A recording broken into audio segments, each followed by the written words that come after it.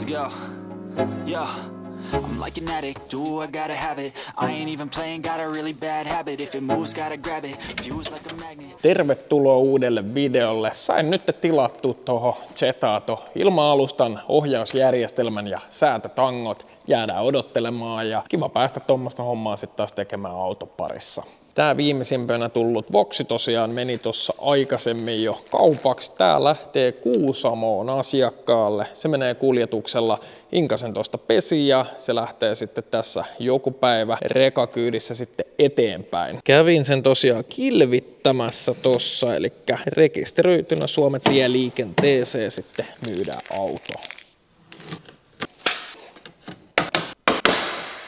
Tässä onkin kaikenlaista projektia samaan aikaan. Tämän kyseisen nosturin ja noin levyt sain sitten vedetty tuonne lattiaan kiinni. Eli ne on ankkuroitu. Siinä on Welfare tällä hetkellä nosturilla. Tässä lattiassa tosiaan menee lattialämmitys, niin ei pysty poraamaan ihan mihin vaan, ettei tule vahinkoa. Tätä nosturia en ole vielä laittanut, koska tässä ei ole vielä letkut lähtenyt lämpöön, että lämpökameralla näkisi, että missä kohti sitten menee. Mutta tällä puolella on.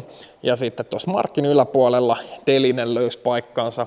Eli siinä on toi Street Workout-teline, pääsee vetämään niin siinä sitten auto työtää vaan edestä pois, niin on sitten siinä paikka tehdä. Sillä mä oon sen tässä silleen ajatellut, että se ei ole edessä missään, eli tuolta pääsee sitten autolla pois. Tässä on vähän joutunut muuttaa järjestystä, miettiä miten ne tulisi silleen mahdollisimman järkevästi. Mutta tuolla tavalla nyt toi rivi, tohon mahtuu auto. Tässä mahtuu väljästi sitten tekemään nosturilla tsekkaukset, mahdolliset korjaukset, öljyvaihtohommat ja näin edespäin.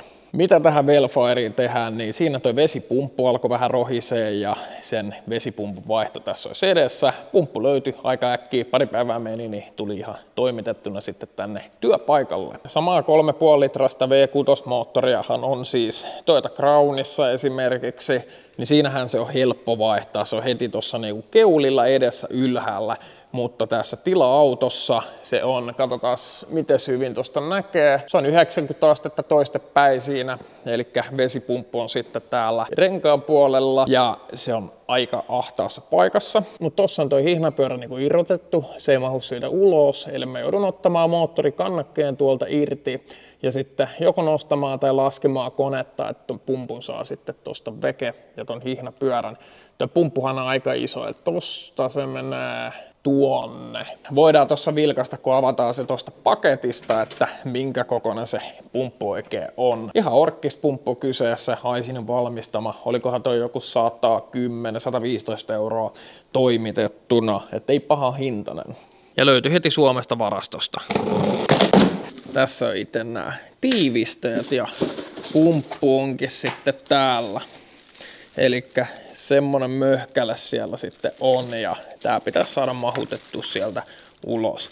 Se on mulla tässä työn alla niin kuin seuraavaksi, tai yritän ainakin saada sen aikaiseksi. Lähdetään perjantaina autolla Viroon perheen kanssa, niin auto pitää olla iskussa sitten. Ja tuolla kyseisellä Welfarella ollaan sinne menossa.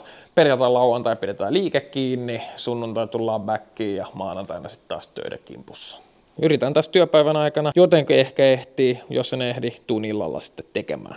Ei tuossa työpäivän aikana oikein ehtinyt mitään, niin tulin nyt illasta vääntämään. Täällä onkin nyt purettu sen verran, että tuosta pitäisi vesipumppu saada seuraavaksi irti.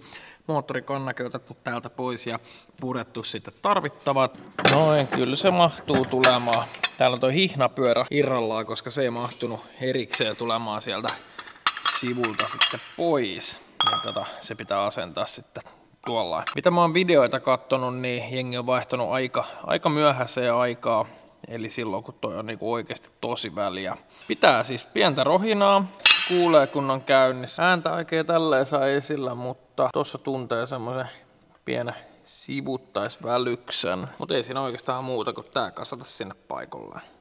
Nyt on vesipumppu vaihdettu autoon ja siltä osin Done. Vähän venähti tää ilta, kello tällä hetkellä 12:30 yöllä. Mutta otin tuosta umpiot irti ja kiilottelin vähän sitten noita umpioita kiiltävämmäksi. Ne oli jo aika semmoiset kellastuneet, eli niistä sai sitten vähän paremman näköiset. Mä en ollut vielä kertaakaan tehnyt niille mitään. Otin myös sitten xenon polttimot irti, eli yksi siellä on palannut, niin vaihdetaan sitten kummallekin puolelle uudet polttimot, niin näkee sitten myös eteenpäin ajella.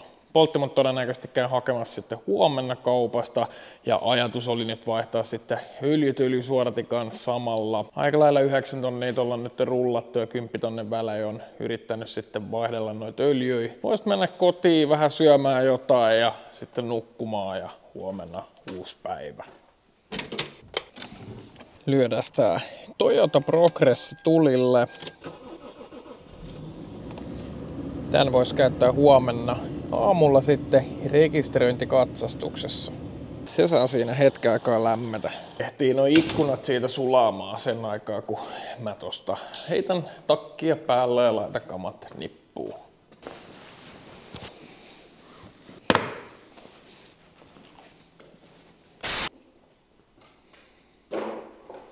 Päivä se vaihtui ja Bella on nyt täällä töissä sitten mukana. Pientä semmoista köhää ollut, niin ei laitettu päiväkotiin sitä, koska halutaan vielä, että oltaisiin terveitä, kun mennään tonne Viropuolelle sitten tässä perjantaina. Niin Bella otti tuosta oman auton sitten mukaan ja vähän leluja ja mä teen sitten töitä tossa. Ja Inka sitten tällä hetkellä asioilla ja samalla sitten hoitaa ton Progressin rekisteröintikatsastuksen, niin saadaan sekin sitten siltä osin tehtyä.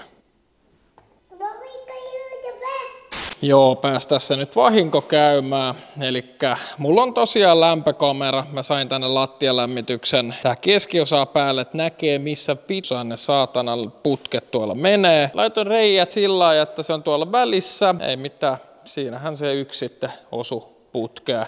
Vedin tuosta hanat kiinni ja ei siinä auta muu kuin piikata toi sitten auki ja putkari hoitaa sinne liitoksen. Ja en tiedä, miten tässä näin pääsi käymään. Ottaa niin paljon kyllä päähän, niin kuin oikeasti haluaisi, että hommat tuossa niin etenee, mutta ei voi oikein muuta sanoa, että ärsyttää. Sopivasti tuli sitten vuokraantaja pyörähtämään tuossa ja siinä tuumailtiin ja katseltiin kans ja otettiin toi pumppu kans pois päältä. Tosiaan hanat mä vedin heti kiinni, kun toi vahinko tapahtui. Naapurin kanssa kävi kans keskustelua ja silloin sitten tuttu putkimies kanssa. Katsotaan saadaanko huomenna aamulle sitten mahdollinen korjaus, jos mä saisin tänään piikattua ton auki. Käytiin tuossa Onnin kanssa hakemassa terää, mä en tiedä mihin mä jätin sen tässä. Käytiin terä hakemassa, niin saadaan piikattua sitten lattiaa varovasti auki. Mut joo, ihan kun tässä ei olisi muuta tekemistä, toi pitää edistää, saataisiin toi asiakkaalle mahdollisimman pian, mutta tää nyt vaan pitää hoitaa tässä. Elikkä nämä levyt otan irti tästä nosturipäädystä, saadaan tilaa tohon. Ja katoin kameralla tosiaan 2 raitaa meni, että vedän siihen väliin reijän. No, mun piti saada vielä levy tonne ja piti saada levy tonne, niin arvakaa mitä kävi kun veti tonne. Katoin, että on sopivasti välissä, ei ole lämpöä siellä, mutta pam, siinä kanssa sama homma. Että 2 reikää nyt sitten korjattavana. Tänne sain nyt vedettyä ja nämä kaikki muut on kiinni, että ainoastaan sitten tää ja tää. En tiedä mikä toi linja on nyt, miten toi letku sitten menee tuolla.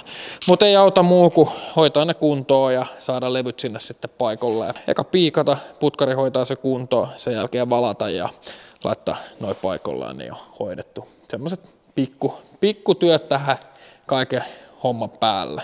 Ennen kuin tuosta lähdetään piikkaamaan, niin otetaan kupit kahvia. Tosta vaan ja...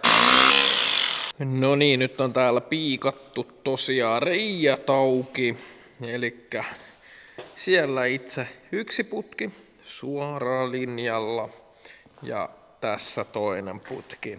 Katsotaan, jos saataisiin huomenna sitten mahdollisesti noin fiksattua ja sitten ne pitää sitten valaa tasaiseksi ja levyt sitten päälle. Täällä molemmissa päädyissä on nyt yhdet ankkurit kiinni, elikkä ton levyyn kun laittaa tohon. Eli pulttaa tuolla yhdellä, tässä edestakaisin liikettä autolla vaan, niin se levy ei lähde mihinkään, eikä se käännä siitä mihinkään, vaan se estää sitä sitten, ettei se liuu tuonne seinään, jos rengas vaikka sutasee siinä. En lähde poraamaan yhtään enempää mihinkään, että on nämä kaikki sitten kiinni ja toivon mukaan sitten ei tarvitse tämmöistä enää koskaan tehdä. Olen koko ajan miettinyt ja stressannut sitä, että vitsi jos siinä on putki. Tiedättekö te, kun olet kameralla kattonut ja poraat ja koko ajan kun näet jonkun tipankin jossain, niin on semmoinen ajatus, että ei vitsi, että osukohan nyt johonkin putkeen, koska ei vaan luota. Ja sit vaan kävi näin. Mulla oli oikeasti ihan sika hyvä fiilis. Mä ajattelin, että nyt mä saan nämä nosturit kiinni, on siltä osin tehty ja saan tästä hommaa etenee ja asiakastyötä tuosta alle ja auto on luovutettu, niin siinä imuri pauhaa ja poraan ja varmistan kameralla, ettei siinä varmasti ole mitään ja sitten kun se läsähtää ja huomaat, että sieltä alkaa vettä tulemaan, tuli aika kiire juosta sammuttamaan noin hanat, sitten se totuus vaan kolahti, että näin kävi. Mutta ei siitä sen enempää, katsotaan sitten huomenna, että mitä se on mahdollisesti korjattu, jos me saadaan huomiselle korjaus.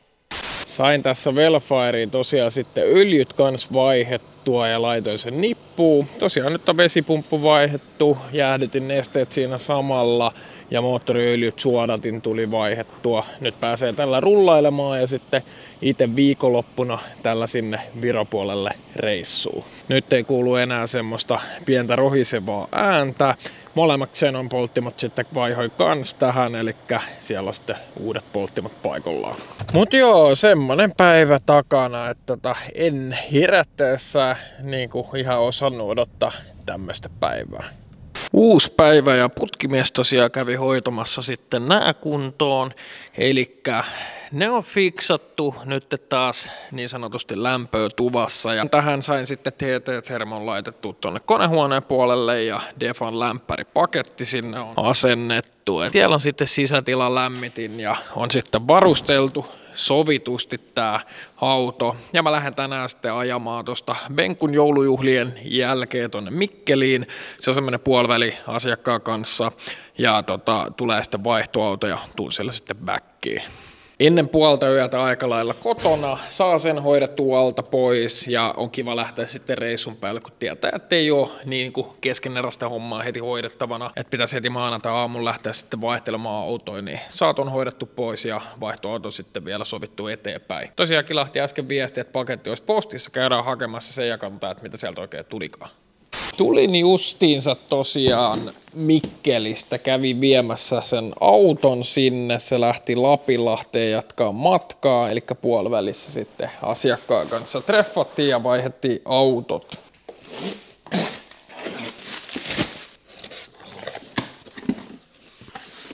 Eli viime videolla oli puhetta, että mitä tähän autoon seuraavaksi ja tässä nyt sitten sain aikaiseksi, eli Airliftin ohjausjärjestelmä tähän tulee ja katsotaan mitä tämä paketti pitää sisällään. Pahvia. Tässä tämä itse boksi. Ensimmäinen ainakin. Siitä on aikaa, kun joskus Brevistä tehtiin, kun siinä oli kans tää Airliftin ohjausjärjestelmä. Tää tulee jälkitoimituksena sitten ensi viikolla vielä noi korkeustasoanturit. Eli mä ne tilasin kanssa. 2 laatikkoa tosiaan paketissa ja vilkaistaan vähän läpi, että mitä pitää sisällä. Täällä on nyt ohjeet. Tässä on tää itse ilmajärjestelmän niin sanotusti EKU. Elikkä tämmönen mötikkä. Katsotaan nää sitten tarkemmin tossa, kun autoa asennellaan kiinni. Tässä on nyt todennäköisesti tää itse kaukosäädin. Kyllä vaan, eli tuommoinen ohjain tulee siihen. Tässähän on sitten nippusidettä, lisää nippusiteitä ja sitten kytkentäjohtoa. Tää on sitten tolle kaukosäätimelle. Näin mä ainakin käsitin. Ja sitten toi letkun katkasin työkalu. Semmoset tässä paketissa. Sitten on tää toinen paketti. Eli otin 1/4 linjaa sitten tähän. Eli tulee sama linja mitä siellä on tällä hetkellä kiinni.